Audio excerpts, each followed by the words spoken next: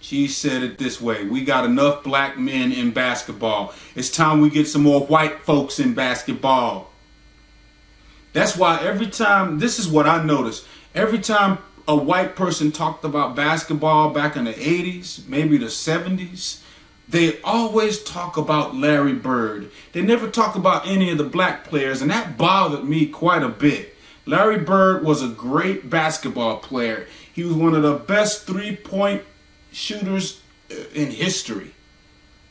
He was Caucasian, and that's why Caucasians flock to him, because they're thinking that the whole basketball league is taken over by a bunch of black folks, when that's not what it's all about. And that bothered me. This woman had it in for me. There's no way that my son is going to be left behind while that black man goes to the pros. They got enough black men in the pros.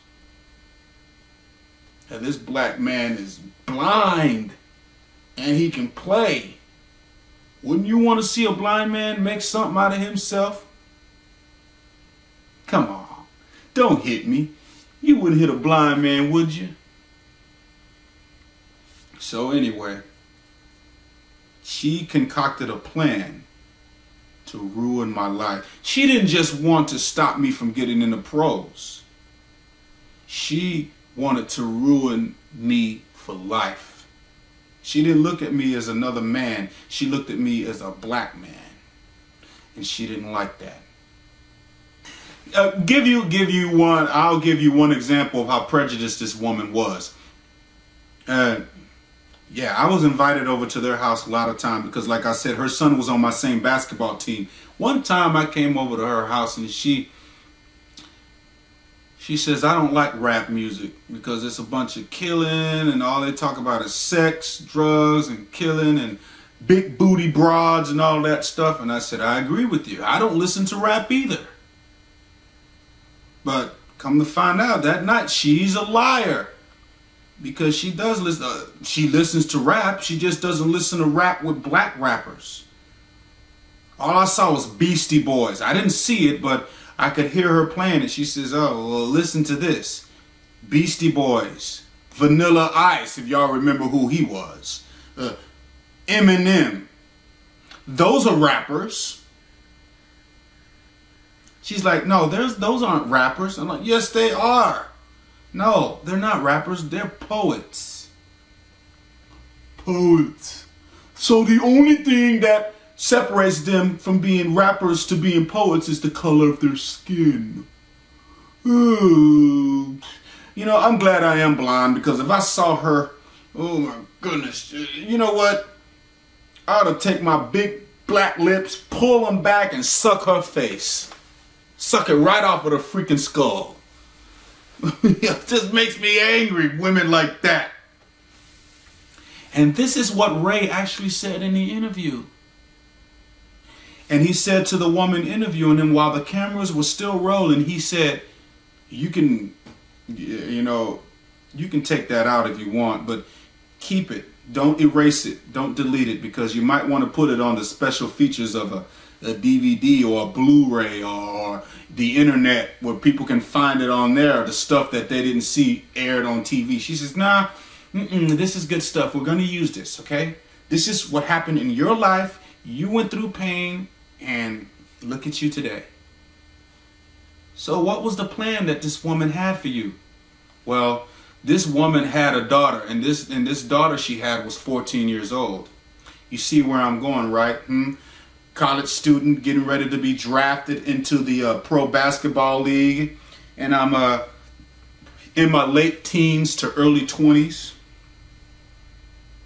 You know where I'm going with this, right? Older man getting ready to go in the NBA has sex with a 14-year-old girl, and he's #1 draft pick. Or he's one of the biggest draft picks. I would say that would be enough to not only ruin his career, but ruin his life. And that's what she set me up for. Now, I knew the girl was young, but I liked her. And this was her daughter. This happened to be the sister, the younger sister of the guy that was on my basketball team in college. We talked. She was really nice to me, you know, but I knew her mother didn't like me. I knew her mother was fake. And the girl, 14 years old, got me when I was alone. It was after another basketball game. She did just like Nola did. She snuck into the boys' locker room and she tried to proposition me. She saw that after I got out of the shower and I got dressed, she's like, ooh, you look good. 14-year-old girl coming into a grown man's locker room talking about you look good. Who let her in? Somebody must have let that broad in. That girl may have been 14, but that girl knew damn well what she was doing. You looking good. Ooh. Yeah, you sexy. I liked it when you was out on that basketball court. Ooh. Sweat.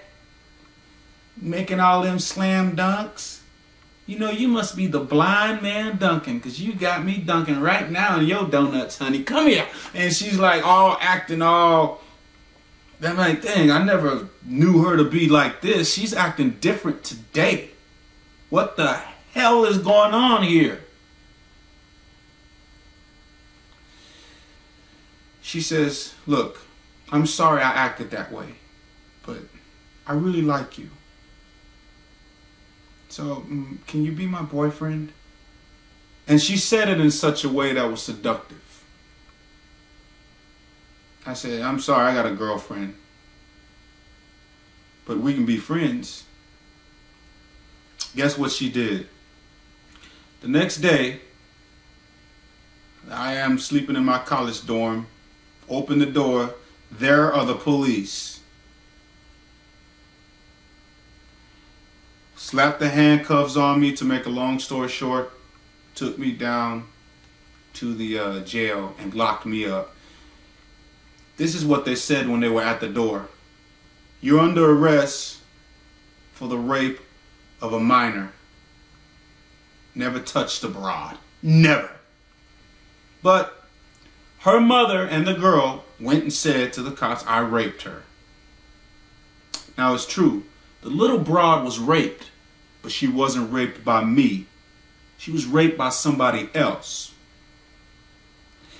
And then at this point in the interview, Ray started to really get disturbed. And then the woman interviewing him, Pamela, noticed that he was disturbed. So she said, let's take a break and we'll continue in a little bit. And continue in a few minutes. Let's just take a break. Yeah. So they took a break. And so there I am, locked up in jail.